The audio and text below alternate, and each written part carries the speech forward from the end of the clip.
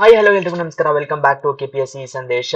So ಇವತ್ತು ನಾವು KAS 2024ಕ್ಕೆ ಬೇಕಾಗುವಂತಹ 40 ದಿನಗಳ ರ್ಯಾಪಿಡ್ ರಿವಿಷನ್ ಸೀರೀಸ್ ಏನ್ ಮಾಡ್ತಾ ಇದೀವಿ, ಅದರಲ್ಲಿ 10ನೆಯ ದಿನ ಇದು.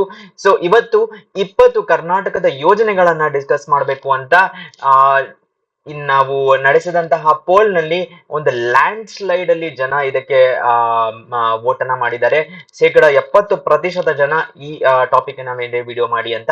ಸೊ ಅದಲ್ಲದೆ ಪ್ರೀವಿಯಸ್ ವಿಡಿಯೋದಲ್ಲಿ ಪಾರ್ಟ್ 2 ಮಾಡಿ ಅಂತ Bharat, Kavya, Sudarshan, Vijay M, Ramya CC, Arun, Raja S, BNB ಇವರೆಲ್ಲರೂ ಕಮೆಂಟ್ ಮಾಡಿದ್ರು. ಸೊ ಹಾಗಾಗಿ ಈ ವಿಡಿಯೋನ ಮಾಡ್ತಾ ಇದೀವಿ.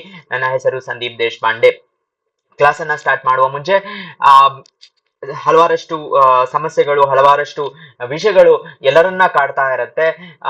ಒಂದು ಕಗ್ಗವನ್ನ ಹೇಳ್ಬೇಕು ಅಂತ, ನಗುಮನದಿ ಲೋಗರ ವಿಕಾರಂಗಳವ ನೋಡಿ ಅಂತ. ಸೊ ಲೋಕದ ವಿಕಾರಗಳನ್ನ ನೋಡಿ ಮನಸ್ಸಿನಲ್ಲಿಯೇ ನಗು, ಬಿಗಿದುಟಿಯ ದುಡಿವೊಂದು ನೋವ ಪಡವೊಂದು. ಸೊ ಈ ಎಲ್ಲರೂ ಯಾರು ದುಡಿಬೇಕಾಗಿರುವಂತಹ ಟೈಮು, ಶ್ರಮ ಪಡಬೇಕಾಗಿರುವಂತಹ ಟೈಮು, ಆ ಟೈಮಿನಲ್ಲಿ ಬಿಗಿತುಟಿಯ ಅಂತ ಅಂದ್ರೆ ಜಾಸ್ತಿ ಮಾತಾಡಬಾರ್ದು, ನಮ್ಮ ಕಷ್ಟ, ನಮ್ಮ ಏನು ಶ್ರಮ ಏನಿದೆ ಅದನ್ನ ಮಾಡ್ತಾ ಹೋಗ್ಬೇಕು ಅಂತ. ಬಿಗಿತುಟಿಯ ದುಡಿವೊಂದು ನೋವ ಪಡುವೊಂದು, ಪಗುವಿಶ್ವ ಜೀವನದ ಜೀವಾಂತರಂಗದಲ್ಲಿ ನಗು ನಗುತ ಬಾಯ್ತೆರಳು ಮಂಕುತಿಮ್ಮ ಅಂತ. ಸೊ ಇದರೊಂದಿಗೆ ಈ ಕ್ಲಾಸ್ ಅನ್ನ ಸ್ಟಾರ್ಟ್ ಮಾಡೋಣ. ಪ್ರಶ್ನೆ: ಭಾರತದ ಮುಖ್ಯ ನ್ಯಾಯಮೂರ್ತಿಯನ್ನು ರಾಷ್ಟ್ರಪತಿಗಳು ನೇಮಿಸಿದರೆ ಹೈಕೋರ್ಟ್ ನ ಮುಖ್ಯ ನ್ಯಾಯಮೂರ್ತಿಯನ್ನು ಯಾರು ನೇಮಿಸುತ್ತಾರೆ ಅಂತ ಪ್ರಶ್ನೆ ಇರೋದು. ರಾಜ್ಯಪಾಲರು, ರಾಷ್ಟ್ರಪತಿಗಳು, ಮುಖ್ಯಮಂತ್ರಿ ಅಥವಾ ಪ್ರಧಾನಮಂತ್ರಿ, ಇದರಲ್ಲಿ ಯಾರು ಅಂತ ಕರೆಕ್ಟ್ ಆನ್ಸರ್ ಅನ್ನ ಕಮೆಂಟ್ಸ್ ಅಲ್ಲಿ ತಿಳಿಸಿ. ಓಕೆ, ಸೊ ಮೊದಲನೆಯ ಯೋಜನೆ ಬೆಳಕು ಯೋಜನೆ ಅಂತ ಇದೆ. ಸೊ ಬೆಳಕು ಯೋಜನೆಯಲ್ಲಿ ಏನಪ್ಪಾ ಅಂತ ಕೇಳಿದ್ರೆ, ಎಲ್ಲ ದೊಡ್ಡ ದೊಡ್ಡ ಯೋಜನೆಗಳು ಬಹಳಷ್ಟು ಇದಾವೆ. ಸೊ ಇದ್ರ ಬಗ್ಗೆ ವಿಡಿಯೋ ಏನು, ಫಾರ್ ಎಕ್ಸಾಂಪಲ್ ಪುಣ್ಯಕೋಟಿ ದತ್ತು ಯೋಜನೆ, ಸ್ವಾವಲಂಬಿ ಸಾರಥಿ ಯೋಜನೆ, ಬಾಬಾಲೆ ಶಾಲೆಗೆ ಹೋಗೋಣ, ಈ ಎಲ್ಲ ಯೋಜನೆಗಳು ಇನ್ನೂ ಅಷ್ಟು ಇದಾವೆ. ಅದರ ಬಗ್ಗೆ ಕಂಟಿನ್ಯೂ ಮಾಡಬೇಕು ಅಂದ್ರೆ ಪಾರ್ಟ್ 3 ಅಂತ ಕಮೆಂಟ್ಸ್ ಅಲ್ಲಿ ತಿಳಿಸಿ. ಸೊ ಈಗ ಬೆಳಕು ಯೋಜನೆ ಅತ್ಯಂತ ಇಂಪಾರ್ಟೆಂಟ್ ಆದಂತಹ ಮೂಲಭೂತ ಸೌಕರ್ಯವನ್ನ ಒದಗಿಸುವಂತಹ ಯೋಜನೆ. ಏನಪ್ಪಾ ಅಂದ್ರೆ ಇದು ವಿದ್ಯುತ್ ಇಲ್ಲದ ಹಳ್ಳಿಗಳ ಮನೆಗಳಿಗೆ ವಿದ್ಯುತ್ ಒದಗಿಸುವ ಗುರಿಯನ್ನು ಹೊಂದಿದೆ. ಸೊ ಪ್ರಶ್ನೆ: ವಿದ್ಯುತ್ ಇಲ್ಲದ ಹಳ್ಳಿಗಳಿಗೆ ವಿದ್ಯುತ್ ಅನ್ನು ಒದಗಿಸುವ ಯೋಜನೆಗಳು ಯಾವುದು ಅಂತ ಬರುತ್ತೆ. ಅದರಲ್ಲಿ ಬೆಳಕು, ಮತ್ತೆ ಇನ್ನ ಆಪ್ಷನ್ಸ್ ಬೇರೆ ಬೇರೆ ಇರುತ್ತೆ.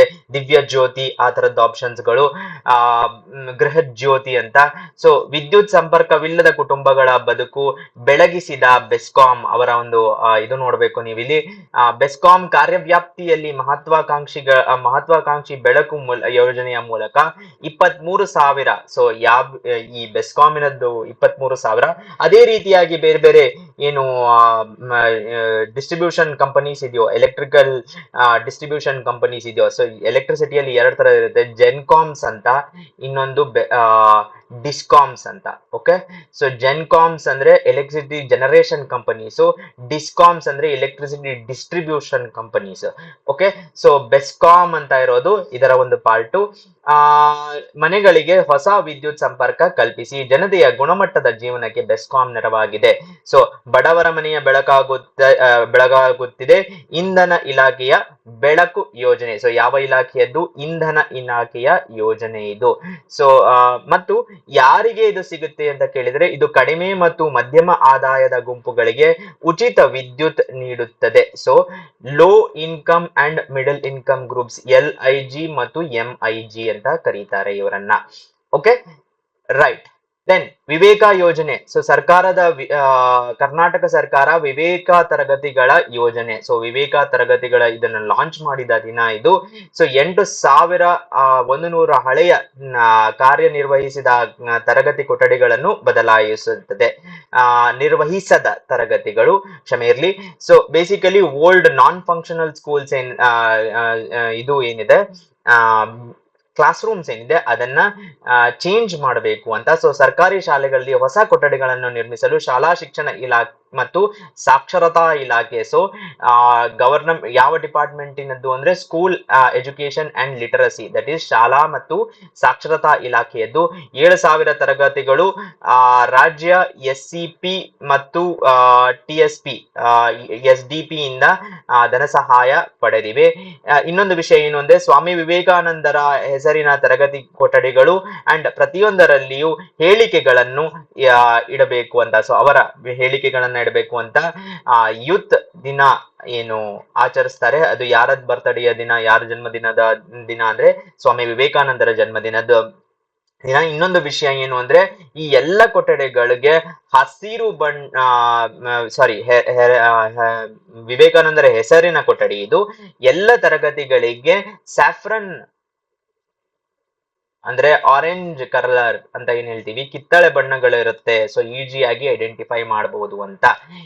ಇದೇ ತರದ ಎಲ್ಲಾ ಒಂದು ಕ್ಲಿನಿಕ್ ಗಳಿಗೆ, ಆಯುಷ್ಮತಿ ಕ್ಲಿನಿಕ್ ಅಲ್ಲಿ ನೆನಪಿನಲ್ಲಿದ್ರೆ ಎಲ್ಲದಕ್ಕೆ ಪಿಂಕ್ ಕಲರ್ ಅನ್ನ ಹಾಕಬೇಕು ಅಂತ. ಸೊ ಗುಲಾಬಿ ಬಣ್ಣವನ್ನ ಹಾಕಿದಂತಹ ಕ್ಲಿನಿಕ್ ಯಾವುದು? ಆಯುಷ್ಮತಿ ಕ್ಲಿನಿಕ್. ದೆನ್ ನಮ್ಮ ಕ್ಲಿನಿಕ್ ಅಂತ ಆಯುಷ್ಮತಿ ಕ್ಲಿನಿಕ್ ಹೇಳ್ತಿದ್ದಂತೆ ನಮ್ಮ ಕ್ಲಿನಿಕ್ ಬಂದಿದೆ. ಏನಪ್ಪಾ ಇದು ನಮ್ಮ ಕ್ಲಿನಿಕ್ ಯೋಜನೆ ಅಂತ ಕೇಳಿದರೆ, ಇದು ಸಾರ್ವತ್ರಿಕ ಮತ್ತು ಸಮಗ್ರ ಪ್ರಾಥಮಿಕ ಆರೋಗ್ಯ ರಕ್ಷಣೆಯ ಗುರಿಯನ್ನು ಹೊಂದಿದೆ. Okay, so universal health care ಎಲ್ಲಿ ಅಂತ ಅಂದ್ರೆ ಪ್ರೈಮರಿ ಹೆಲ್ತ್ ಕೇರ್ ಗಳಲ್ಲಿ ಯೂನಿವರ್ಸಲ್ ಹೆಲ್ತ್ ಕೇರ್. ಇದು ಬಹಳ ಒಂದು ಡೆವಲಪ್ಡ್ ಕಂಟ್ರೀಸ್ ಇಂದ ಇನ್ಸ್ಪೈರ್ ಆಗಿರುವಂತದ್ದು ಮತ್ತು ಪ್ರಚಾರ ದಟ್ ಈಸ್ ಪ್ರಮೋಟ್ ಪ್ರಿವೆಂಟ್ ಆಗುವಂತಹ ಡಿಸೀಸಸ್ ಮತ್ತು ತಡೆಗಟ್ಟುವ ಡಿಸೀಸಸ್ ಮತ್ತು ಕ್ಯೂರ್ ಆಗುವಂತಹ ಡಿಸೀಸ್, ಗುಣಪಡಿಸುವ ಆರೋಗ್ಯ ಸೇವೆಗಳನ್ನು ಯೋಜಿಸುವ ಗುರಿಯನ್ನು ಇದು ಹೊಂದಿರುತ್ತೆ. ಮುಖ್ಯ ವಿಷಯ ಏನು ಅಂದ್ರೆ 50 ರಿಂದ 60 ಸಾವಿರ ಜನ ಸಂಖ್ಯೆ ಇರುವ ಒಂದು ಪ್ರೈಮರಿ ಹೆಲ್ತ್ ಕೇರ್ ಗಿಂತ ಅಷ್ಟು ಜನರ ಬದಲು 15 ರಿಂದ 20 ಸಾವಿರ ಜನರಿಗೆ ಉಪಯುಕ್ತವಾಗುವ ಒಂದು ಹೆಲ್ತ್ ಕೇರ್ ಕ್ಲಿನಿಕ್ಗಳೇ ನಮ್ಮ ಕ್ಲಿನಿಕ್ಗಳು. ಸೊ ರಾಜ್ಯದಲ್ಲಿ ಮೊದಲು ಧಾರವಾಡದಲ್ಲಿ, ಆಮೇಲೆ ಬೆಂಗಳೂರಿನಲ್ಲಿ 108 ಕ್ಲಿನಿಕ್ ಗಳನ್ನ ಸ್ಟಾರ್ಟ್ ಮಾಡಿದ್ರು. ಸೊ ಇದಕ್ಕೆ 150 ಕೋಟಿ ರೂಪಾಯಿ ಅನುದಾನವನ್ನು ನೀಡಲಾಗಿದೆ. ಚಿಕಿತ್ಸಾ ವೆಚ್ಚವು ಕಡಿಮೆ ಕಾಸ್ಟ್ ಮತ್ತು ಡಿಸೆಂಟ್ರಲೈಸೇಷನ್ ಆಫ್ ಹೆಲ್ತ್ ಕೇರ್ ಅಂತ ಅಂದ್ರೆ ವಿಕೇಂದ್ರೀಕರಣ ಅಂತ ಏನ್ ಹೇಳ್ತೀವಿ ಅದರ ಗುರಿಯನ್ನು ಹೊಂದಿರುವಂತದ್ದು. ಎಲ್ಲರೂ ಮಲ್ಟಿ ಸ್ಪೆಷಾಲಿಟಿ ಹಾಸ್ಪಿಟಲ್ ಗಳಿಗೆ ಹೋಗಕ್ಕಾಗೋದಿಲ್ಲ, ಸೊ ವಿಕೇಂದ್ರೀಕರಣ ಮಾಡಬೇಕು ಅಂತ. ಸೊ ಇದು ವಾರ್ಡ್ ಸಂಖ್ಯೆಯ ಮೇಲೆ ಇದೆ. ಇಲ್ಲಿ ನೋಡಿರ್ಬೋದು ನಮ್ಮ ಕ್ಲಿನಿಕ್ ಯಾವ ಒಂದು ಇಲಾಖೆ ಅಂತ ಕೇಳಿದ್ರೆ ಆರೋಗ್ಯ ಮತ್ತು ಕುಟುಂಬ ಕಲ್ಯಾಣ ಇಲಾಖೆಯಿಂದ ಇರುವಂತಹ ಸ್ಕೀಮ್ ಇದು ನಮ್ಮ ಕ್ಲಿನಿಕ್ ಸ್ಕೀಮ್.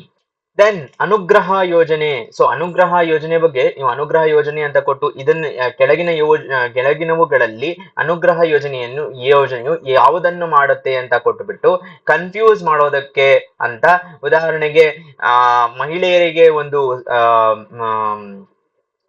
ಸುರಕ್ಷಿತ ಸೂರನ್ನು ಕೊಡುವ ಒಂದು ಯೋಜನೆ ಅಂತ ಕೊಡುವ ಚಾನ್ಸಸ್ ಇರುತ್ತೆ. ಬಟ್ ಅನುಗ್ರಹ ಅಂದರೆ ಸಾಕು ಪ್ರಾಣಿಗಳ ಆಕಸ್ಮಿಕ ಸಾವಿಗೆ ಪರಿಹಾರವನ್ನು ಕೊಡುವ ಯೋಜನೆ ಆಗಿರುತ್ತೆ.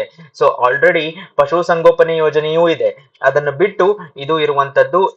ಇದರಲ್ಲಿ ಏನಾಗುತ್ತೆ ಅಂದ್ರೆ ಫಾಸ್ಟ್ ಆಗಿ ಹೈವೇಲಿ ಹೋಗ್ತಾ ಇರ್ತೀರಾ, ಟಕ್ಕಂತ ಒಂದು ಹೈವೇ ಅಂದ್ರೆ ನೀವು ಹೋಗ್ತಾ ಇರುವ ರೋಡು ರೂರಲ್ ಥ್ರೂ ಪಾಸ್ ಆಗ್ತಿರ್ಬೇಕಾದ್ರೆ ಅಲ್ಲಿರುವ ಡೊಮೆಸ್ಟಿಕೇಟೆಡ್ ಅನಿಮಲ್ ಅಡ್ಡ ಬಂದಾಗ ಒಂದು ವೇಳೆ ಆಕ್ಸಿಡೆಂಟ್ ಆಗಿ ಅದು ಸಾವಿಗೀಡಾದರೆ ಆಗ ಆ ಕುಟುಂಬಕ್ಕೆ 5,000 ರೂಪಾಯಿ ಆಡು ಮತ್ತು ಮೇಕೆಗಳಿಗೆ ಮತ್ತು 10,000 ರೂಪಾಯಿ ಎಮ್ಮೆ ಮತ್ತು ಹಸುಗಳಿಗೆ ಕೊಡುವಂತಹ ಯೋಜನೆ ಅನುಗ್ರಹ ಯೋಜನೆ. ಇಲ್ಲಿ ನೋಡ್ಬೋದು ಅನುಗ್ರಹ ಯೋಜನೆ ಮರು ಜಾರಿ. ಯಾಕೆ ಅಂದ್ರೆ ಮಧ್ಯದಲ್ಲಿ ಇದನ್ನ ಸ್ಟಾಪ್ ಮಾಡಿದ್ರು, ಈ ಸರ್ಕಾರ ಬಂದ ಮೇಲೆ ಇದನ್ನ ರೀಸ್ಟಾರ್ಟ್ ಮಾಡಿದ್ದಾರೆ. 5,000 ರೂಪಾಯಿ ಯಾವುದಕ್ಕೆ?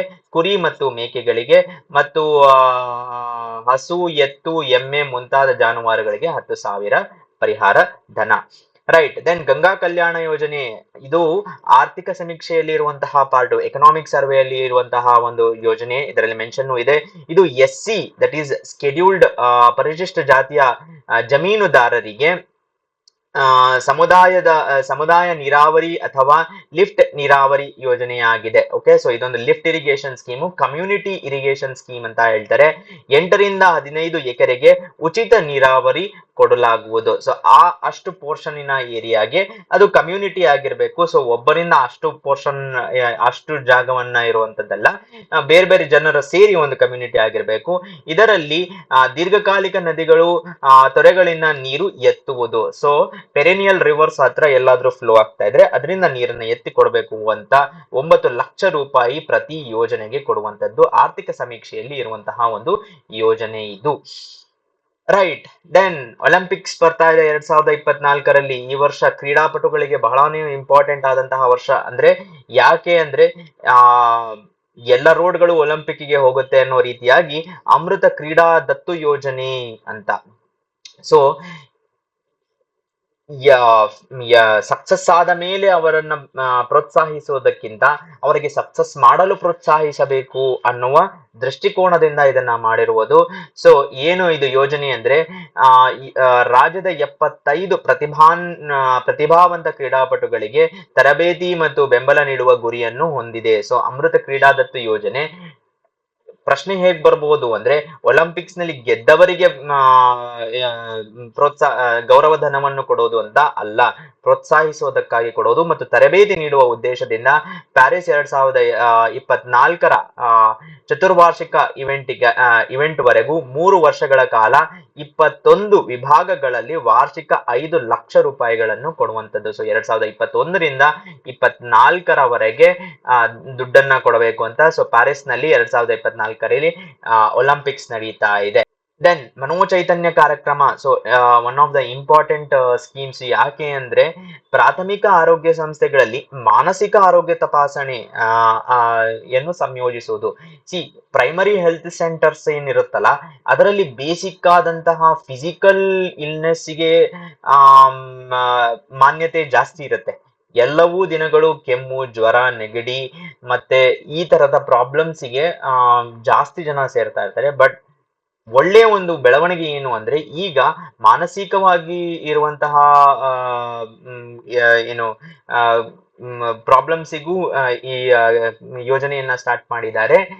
ಎಲ್ಲಿ ಅಂದ್ರೆ ತಾಲೂಕು ಆಸ್ಪತ್ರೆಗಳು, ಸಮುದಾಯ ಆರೋಗ್ಯ ಕೇಂದ್ರಗಳು ಮತ್ತು ಪ್ರಾಥಮಿಕ ಆರೋಗ್ಯ ಕೇಂದ್ರಗಳಲ್ಲಿ ಮಂಗಳವಾರದಂದು ಆರೈಕೆಯನ್ನು ಒದಗಿಸುತ್ತದೆ. ಸೊ ಇಲ್ಲಿ ನೋಡ್ಬೋದು ಮನೋಚೈತನ್ಯ ಎವ್ರಿ ಟ್ಯೂಸ್ಡೇ ಮಾಡುವಂತದ್ದು ಇಂಪಾರ್ಟೆಂಟ್ ಆದಂತದ್ದು.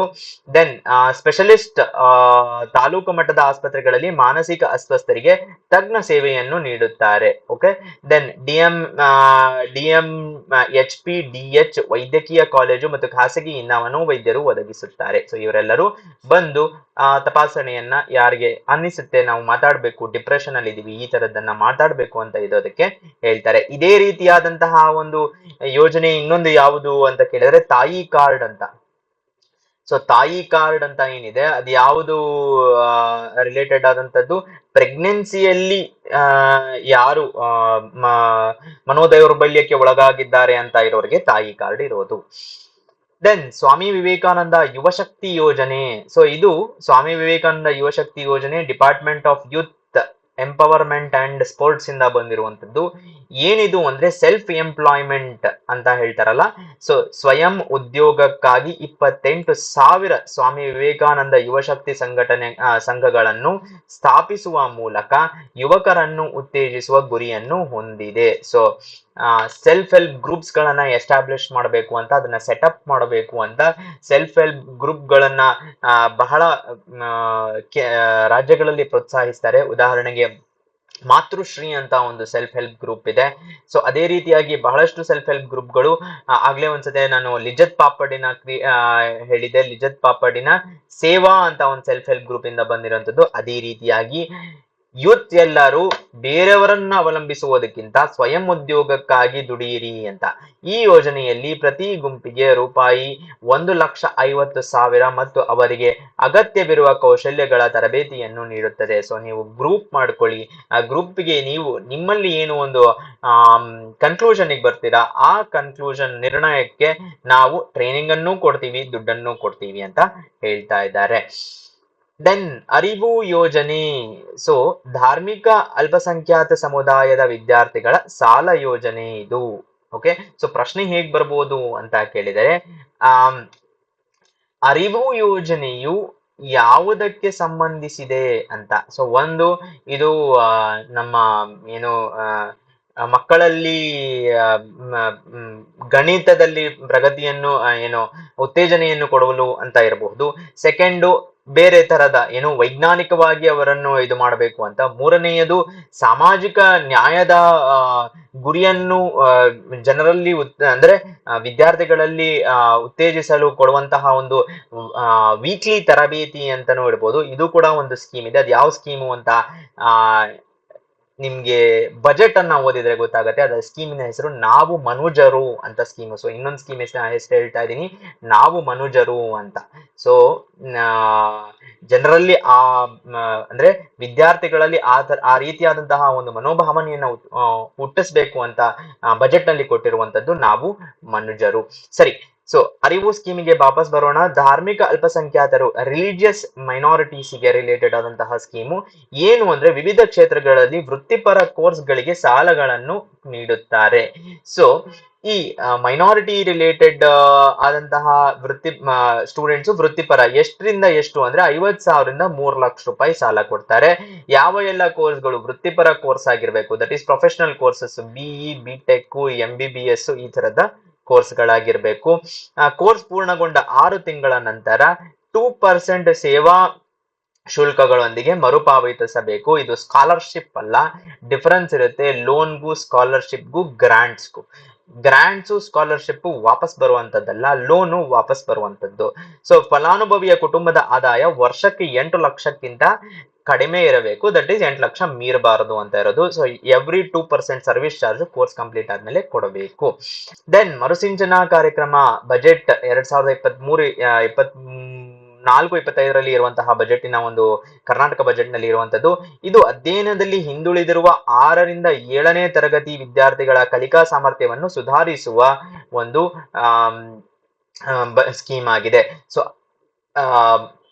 ಕೆಳಗಿನ ಯಾವ ಸ್ಕೀಮ್ ಯೋಜನೆಯು 6ನೇ ಮತ್ತು 7ನೇ ತರಗತಿಯ ವಿದ್ಯಾರ್ಥಿಗಳ ಕಲಿಕಾ ಸಾಮರ್ಥ್ಯವನ್ನು ಹೆಚ್ಚಿಸುವ ಸ್ಕೀಮ್ ಆಗಿದೆ ಅಂತ ಕೊಟ್ಬಿಟ್ಟು ಮರುಸಿಂಚನ, ಅರಿವು, ಗಣಿತ ಗಮಕ ಈ ತರದ ಆಪ್ಷನ್ಸ್ ಅನ್ನ ಕೊಡಬಹುದು.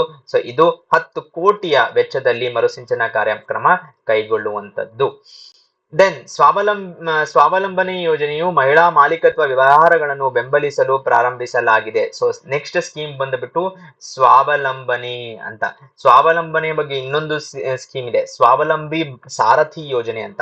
ಸೊ ಇದು ಬೇರೆ ಸ್ಕೀಮು. ಸ್ವಾವಲಂಬನೆ ಯೋಜನೆ ಅಂದ್ರೆ ಏನು, ಯಾರೆಲ್ಲ women already self help groups ಮಾಡಿಕೊಂಡು ಏನು ಮೈಕ್ರೋ ಫೈನಾನ್ಸ್ ಇನ್ಸ್ಟಿಟ್ಯೂಷನ್ಸ್ ಇನ ದುಡ್ಡನ್ನ ತಗೊಂಡಿದ್ದಾರೋ ಅವರನ್ನೆಲ್ಲ ಆಂಟರ್ಪ್ರನರ್ಸ್ ನೆಟ್ವರ್ಕಿಂಗ್ ಮತ್ತು ಆರ್ಥಿಕ ಬೆಂಬಲಕ್ಕಾಗಿ 150 ಗ್ರಾಮೀಣ ಮಹಿಳಾ ಉದ್ಯಮಿಗಳನ್ನು ಒಂದುಗೂಡಿಸುವ ಗುರಿಯನ್ನು ಹೊಂದಿದೆ. ಒಂದು ಕಡೆ ಅವರನ್ನ ಕರ್ಕೊಂಡ್ಬಂದು ಹೇಗೆ ನೀವು ಸಕ್ಸಸ್ ಅನ್ನ ಕಂಡ್ರಿ, ಹೇಗೆ ಸಫಲರಾದರಿ ಅಂತ ತಿಳ್ಕೊಂಡು ಅದನ್ನ ಬೇರೆ ಕಡೆ ಅದೇ ರೀತಿಯಾದಂತಹ ಬೇರೆ ಕಡೆ ಪಾಸಿಬಲ್ ಅದೇ ರೀತಿಯಾದಂತಹ ಮೈಕ್ರೋ ಬಿಸ್ನೆಸಸ್. ಸೊ ರಾಷ್ಟ್ರೀಯ ಗ್ರಾಮೀಣ ಆರ್ಥಿಕ ಪರಿವರ್ತನೆ ಯೋಜನೆಯ ಅಡಿಯಲ್ಲಿ ರಾಷ್ಟ್ರೀಯ ಗ್ರಾಮೀಣ ಜೀವನೋಪಾಯ ಮಿಷನ್ NRLM ಅಂತ ಏನ್ ಹೇಳ್ತೀವಿ, ಅದು ಲೈವ್ಲಿಹುಡ್ ಮಿಷನ್ ನಿಂದ ಬೆಂಬಲಿತವಾಗಿದೆ. ವೈಶಿಷ್ಟ್ಯಗಳು ಕರ್ನಾಟಕದ ಟೈರ್ 2 ಮತ್ತು 3 ಲ್ಯಾಂಡ್ಸ್ಕೇಪ್ ಗಳಾದ್ಯಂತ ಅಸ್ತಿತ್ವದಲ್ಲಿರುವ ಮಹಿಳಾ ನೇತೃತ್ವದ ಮೈಕ್ರೋ ಬಿಸ್ನೆಸ್ಸಿನ ಸ್ಕೇಲಿಂಗ್ ಮಾಡುವುದು ಒಳಗೊಂಡಿದೆ. ಸೊ ಅದನ್ನ ಹೇಗೆ ನೆಕ್ಸ್ಟ್ ಸ್ಟೇಜಿಗೆ ಹೇಗೆ ತಗೊಂಡು ಹೋಗ್ಬೇಕು ಅಂತ ಹೇಳುವಂತದ್ದು. ದೆನ್ ಶುಚಿ ಯೋಜನೆ. ಸೊ ಮರುಪ್ರಾರಂಭ ನೆನಪಿಟ್ಕೊಳ್ಳಿ, ಕೆಲವಷ್ಟು ಸ್ಕೀಮ್ಸ್ ಹೋಗ್ಬಿಟ್ಟು ಮತ್ತೆ ವಾಪಸ್ ಬರುತ್ತೆ. ಏನಿದು ಅಂದ್ರೆ free sanitary napkins to girls aged 10 to 16 years under Shuchi scheme. So 10ರಿಂದ 18 ವರ್ಷ, 16 ಅಲ್ಲ. ಶಾಲಾ ಮತ್ತು ಕಾಲೇಜು ಹುಡುಗಿಯರಿಗೆ ಉಚಿತ ಮುಟ್ಟಿನ ಪ್ಯಾಡ್ಗಳನ್ನು ವಿತರಿಸುವ ಒಂದು ಯೋಜನೆಯಾಗಿದೆ. ಸೊ 2013-14ರಲ್ಲಿ ಪ್ರಾರಂಭಿಸಲಾಗಿತ್ತು, ಮಧ್ಯದಲ್ಲಿ ಇದನ್ನ ಸ್ಟಾಪ್ ಮಾಡಿದ್ದಾರೆ. ಸೊ ಆರೋಗ್ಯ ಇಲಾಖೆಯು ಶಾಲೆಗಳು ಮತ್ತು ಕಾಲೇಜುಗಳಿಗೆ ಉಚಿತ ಮುಟ್ಟಿನ ಕಿಟ್ಗಳನ್ನು ಕಳುಹಿಸುತ್ತಾರೆ. ಸೊ ಪ್ರಶ್ನೆ ಹೀಗೆ ಬರುತ್ತೆ, ಕೆಳಗಿನವುಗಳಲ್ಲಿ ಯಾವುದು ಶಾಲಾ ಮತ್ತು ಕಾಲೇಜುಗಳಲ್ಲಿ ಉಚಿತ ಮುಟ್ಟಿನ ಕಿಟ್ಗಳನ್ನು ಕೊಡುವ ಯೋಜನೆಯಾಗಿದೆ ಅಂತ ಬರಬಹುದು. ದೆನ್ ಕಳೆದ ವರ್ಷ ದಕ್ಷಿಣ ಕನ್ನಡ ಮತ್ತು ಚಾಮರಾಜ ಜಿಲ್ಲೆಗಳಲ್ಲಿ ಪ್ರಾರಂಭಿಸಲಾಗಿರುವಂತಹ ಸ್ಕೀಮ್ ಇದು. ದೆನ್ ಬ್ರೈನ್ ಹೆಲ್ತ್ ಕ್ಲಿನಿಕ್ ಅಂತ ಒಂದು. ಸೊ ಬ್ರೈನ್ ಹೆಲ್ತ್ ಕ್ಲಿನಿಕ್ಕಿನ ಬಗ್ಗೆ ಹೇಳಬೇಕು ಅಂದ್ರೆ 33 ಬ್ರೈನ್ ಹೆಲ್ತ್ ಕ್ಲಿನಿಕ್ ಗಳನ್ನು ಕರ್ನಾಟಕದ ರಾಜ್ಯಕ್ಕೆ 33 ಬ್ರೈನ್ ಹೆಲ್ತ್ ಕ್ಲಿನಿಕ್ ಗಳನ್ನು ಸ್ಥಾಪಿಸಿದೆ. ಇದು ಕಭಿ ಅಡಿಯಲ್ಲಿ ಪ್ರಾರಂಭಿಸಲಾದಂತಹ ಸ್ಕೀಮು. ಸೊ ಬಹು ಏನು ಮೇನ್ ಪಾರ್ಟು ಅಂದ್ರೆ ಬ್ರೈನ್ ಹೆಲ್ತ್ ಅಲ್ಲಿ ಬಹುಶಿಸ್ತೀಯ ಆರೈಕೆ ತಂಡ, ದಟ್ ಈಸ್ ವೈದ್ಯರು, ಬೌದ್ಧ ಚಿಕಿತ್ಸಕರು, ಭಾಷಣ ಚಿಕಿತ್ಸರು ಮತ್ತು ಮನೋತಜ್ಞರು ಎಲ್ಲರೂ ಸೇರಿ ಮಾಡುವಂತಹ ಇರುವಂತಹ ಒಂದು ಕ್ಲಿನಿಕ್. ಇದರಲ್ಲಿ neurological problems, that is stroke, epilepsy, dementia ಮತ್ತು ಹೆಡೇಕ್ ಇವುಗಳನ್ನು ನಿವಾರಿಸುವ, ನ್ಯೂರೋಲಾಜಿಕಲ್ ಪ್ರಾಬ್ಲಮ್ಸ್ ಅನ್ನ ನಿವಾರಿಸುವ ಒಂದು ಗುರಿಯನ್ನ ಹೊಂದಿದೆ. ಆಶಾ ಕಾರ್ಯಕರ್ತರು ಮತ್ತು ಸಮುದಾಯದ ಹೆಲ್ತ್ ಆಫೀಸರ್ಸ್ ಇದರಲ್ಲಿ ಟ್ರೈನಿಂಗ್ ಅನ್ನ ಇನ್ಕ್ಲೂಡ್ ಆಗಿದ್ದಾರೆ. ರಾಬಿನ್ ಉತ್ತಪ್ಪ ಇದರ ಇಲ್ಲಿ ನೋಡಬಹುದು, ರಾಬಿನ್ ಉತ್ತಪ್ಪ ಅವರು ಇದ್ದಾರೆ. ಇದರ ಏನು ಬ್ರ್ಯಾಂಡ್ ಅಂಬಾಸಿಡರ್ ಅವರಾಗಿದ್ದಾರೆ. ಬೆಂಗಳೂರು, ಕೋಲಾರ, ಚಿಕ್ಕಬಳ್ಳಾಪುರ ಜಿಲ್ಲೆಯಲ್ಲಿ ಇದನ್ನ ನಿಮ್ಹಾನ್ಸ್ ಮತ್ತು ನೀತಿ ಆಯೋಗದಿಂದ 2022ರಲ್ಲಿ ಪ್ರಾರಂಭಿಸಲಾಯಿತು. ದೆನ್ ಯೋಜನೆ ಮಧುನೇತ್ರಿ ಬೆಂಗಳೂರಿನಲ್ಲಿ ಆರಂಭಿಸಿದೆ. ಸೊ ಈ ಮಧುನೇತ್ರಿ ಅಂದ್ರೆ ಡಯಾಬಿಟೀಸ್ ಬಂದಿರೋರಿಗೆ ಕಣ್ಣಿನ ಪ್ರಾಬ್ಲಮ್ ಆಗುತ್ತೆ. ಆ ಕಣ್ಣಿನ ಪ್ರಾಬ್ಲಮ್ ಅನ್ನ ಡಯಾಬಿಟಿಕ್ ರೆಟಿನೋಪತಿ ಅಂತ ಕರೀತಾರೆ. ಓಕೆ, ಸೊ ಈ ಡಯಾಬಿಟಿಕ್ ರೆಟಿನೋಪತಿಯನ್ನ ನಾಮಿನಲ್ ಅಥವಾ ಯಾವುದೇ ಒಂದು ವೆಚ್ಚವಿಲ್ಲದೆ ಟ್ರೀಟ್ ಮಾಡಬೇಕು, ಆರಂಭಿಕ ಚಿಕಿತ್ಸೆಯನ್ನ ಕೊಡಬೇಕು ಅಂತ. ಸೊ ಇದು ಆ ಗೃಹ ಆರೋಗ್ಯದ ಮನೆಯಿಂದ ಮನೆಗೆ ಸ್ಕೀಮಿನ ತಪಾಸಣೆಯ ಅಡಿಯಲ್ಲಿ ಬರುವಂತದ್ದು. ಸೊ ಬ್ಲಡ್ ವೆಸಲ್ಸ್ ಹೇಗೆ ಪೂರ್ಲಿ ಲಿಂಕ್ ಆಗುತ್ತೋ, ಪೂರ್ಲಿ ಕಂಟ್ರೋಲ್ ಬ್ಲಡ್ ಶುಗರ್ ಇಂದ ಆಗುವಂತದ್ದು. ದೆನ್ BMTCಯ ಒಂದು ಆಪ್, ನಮ್ಮ BMTC ಅಂತ ಆಪ್. ಸೊ ಹೊಸ ಆಪ್ ಬಿಡುಗಡೆಯಾಗಿದೆ. ಸೊ ಯಾಕೆ ಅಂತ ಕೇಳಿದ್ರೆ, ರಜತ ಮಹೋತ್ಸವದ ಆಚರಣೆಯ ಅಂಗವಾಗಿ ಇದು ಬಿಡುಗಡೆಯಾಗಿರುವಂತದ್ದು. ಮಹಿಳೆಯರ ಸುರಕ್ಷತೆಗಾಗಿ ನಿರ್ಭಯ ಯೋಜನೆಯಡಿ ಕೇಂದ್ರ ಸರ್ಕಾರದಿಂದ ಧನ ಸಹಾಯ. ಸೊ ಇದೊಂದು ಸೆಂಟ್ರಲಿ ಸ್ಪಾನ್ಸರ್ಡ್ ಸ್ಕೀಮ್ ಆಗತ್ತೆ. ವೈಶಿಷ್ಟ್ಯಗಳು ಏನಂದ್ರೆ, ಮಹಿಳಾ ಸುರಕ್ಷತೆ, ಬಸ್ನ ಕಣ್ಗಾವಲು, ದಟ್ ಈಸ್ ಸರ್ವೈಲೆನ್ಸ್, ಮತ್ತು ಪ್ಯಾಸೆಂಜರ್ಗೆ ಮಾಹಿತಿಯ ವ್ಯವಸ್ಥೆ, ಯಾವ ಬಸ್ ಯಾವ ಟೈಮಿಗೆ ಬರ್ತಾ ಇದೆ, ಎಷ್ಟು ಡಿಲೇ ಇದೆ ಅಂತ ಹೇಳುವಂತದ್ದು. ಇದೇ ರೀತಿ ವೇರ್ ಇಸ್ ಮೈ ಟ್ರೈನ್ ಅಂತ ಒಂದು ಆಪ್ ಇದೆ.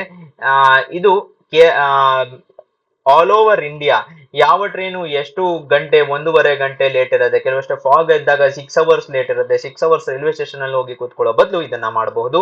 ತುರ್ತು ಸಂದರ್ಭದಲ್ಲಿ ಮಹಿಳಾ ಪ್ರಯಾಣಿಕರು ರಿಮೋಟ್ ಸಹಾಯವನ್ನು ಸಪೋರ್ಟ್ ಸೀಕ್ ಮಾಡಬಹುದು. ದೆನ್ ಪಂಚಮಿತ್ರ ಪೋರ್ಟಲ್ ಯಾವುದರದ್ದು ಅಂದ್ರೆ RDPR ಮಿನಿಸ್ಟ್ರಿ, ಗ್ರಾಮೀಣ ಮತ್ತು ಪಂಚಾಯತ್ ರಾಜ್ ಸಚಿವಾಲಯದಿಂದ ಬಂದಿರುವಂತದ್ದು. ಸೇವೆಗಳನ್ನು ಪ್ರವೇಶಿಸಲು ಮತ್ತು ಕುಂದುಕೊರತೆಗಳನ್ನು ನೋಂದಾಯಿಸಲು ನಾಗರಿಕರು ಪಂಚಾಯತ್ ಲೆವೆಲ್ ಅಲ್ಲಿ, ಅಂದ್ರೆ ಪಂಚಾಯತಿನ, ಸೊ ಬೇರೆ ಬೇರೆ ಲೆವೆಲ್ಸ್ ಆಫ್ ಗವರ್ನೆನ್ಸ್ ಅಲ್ಲಿ first and most important level panchayat. ಅದರ ಏನು ಪ್ರಾಬ್ಲಮ್ಸ್ ಅನ್ನ ಹೇಳಬೇಕು ಅಂದ್ರೆ ವಾಟ್ಸ್ಆಪ್ ಮುಖಾಂತರ ಚಾಟ್ ಬಾಟ್ ಗೆ ಮೆಸೇಜ್ ಮಾಡಬಹುದು. ನೀವು ಇದನ್ನ ನೋಟ್ ಡೌನ್ ಮಾಡಿ, ನಿಮ್ದು ಏನಾರ ಪ್ರಾಬ್ಲಮ್ಸ್ ಇದ್ರೆ ಅದಕ್ಕೆ ಮೆಸೇಜ್ ಮಾಡಬಹುದು. ಇಲ್ಲಿ ನೋಡಬಹುದು ಪಂಚಮಿತ್ರ ಪೋರ್ಟಲ್. ಅದಲ್ಲದೆ ಒಂದು ಚಾಟ್ ಬಾಟ್ ಇದೆ. ಆ ಚಾಟ್ ಬಾಟಿನ ಮುಖಾಂತರ ಏದೆಲ್ಲ ಪ್ರಾಬ್ಲಮ್ಸ್ ನ ರಿಪೋರ್ಟ್ ಮಾಡಿದ್ದಾರೋ ಅದನ್ನ ಫಾಲೋ ಅಪ್ ಕೂಡ ಮಾಡಬಹುದು ಮುಖಾಂತರ. ದೆನ್ ನಾಗರಿಕರ ಚುನಾಯಿತ ಪ್ರತಿನಿಧಿಗಳು, ಗ್ರಾಮ ಪಂಚಾಯತ್ ಸಿಬ್ಬಂದಿ ಮತ್ತು ಆದಾಯ ಸಂಗ್ರಹದ ಮಾಹಿತಿಯನ್ನು ಪಡೆಯಬಹುದು. ಎಷ್ಟು ಕಲೆಕ್ಟ್ ಆಗಿದೆ ಪಂಚಾಯತಿಗೆ, ಎಷ್ಟು ದುಡ್ಡು ಬಂದಿದೆ ಸೆಂಟ್ರಲ್ ಫೈನಾನ್ಸ್ ಕಮಿಷನ್ ಇಂದ, ಇದೆಲ್ಲ ದುಡ್ಡನ್ನ ಪಡಿಬಹುದು. ಮತ್ತೆ ಕುಡಿಯುವ ನೀರು, ರಸ್ತೆ ದುರಸ್ತಿ, ಮನ್ರೇಗಾ ಯೋಜನೆ, ಇದೆಲ್ಲ ಸಂಬಂಧಿತ ಕೊರತೆಗಳನ್ನು ಎತ್ತಿ ಹಿಡಿಯುವಂತಹ scheme Panchamitra scheme. Panchayat related ಆದಂತದ್ದು. ಪೋರ್ಟಲ್ ಪಾಲುದಾರರನ್ನು ಸಬಲೀಕರಣಗೊಳಿಸುತ್ತದೆ. ಸೊ ಸಿಟಿಸನ್ಸ್ ಅನ್ನ ಎಂಪವರ್ ಮಾಡುತ್ತೆ ಅನ್ನೋದನ್ನ ನಾವು ಇಲ್ಲಿ ನೋಡಬಹುದು. ಸೊ ಇದರೊಂದಿಗೆ 20 ಕರ್ನಾಟಕದ ಯೋಜನೆಗಳನ್ನ ಕಂಪ್ಲೀಟ್ ಮಾಡಿದೀವಿ. ಮುಂದಿನ ಕ್ಲಾಸ್ ಅಲ್ಲಿ ಮತ್ತೆ ಸಿಗೋಣ. ನಿಮ್ಮ ಸಪೋರ್ಟ್ ಹೀಗೆ ಇರಲಿ. ಧನ್ಯವಾದಗಳು.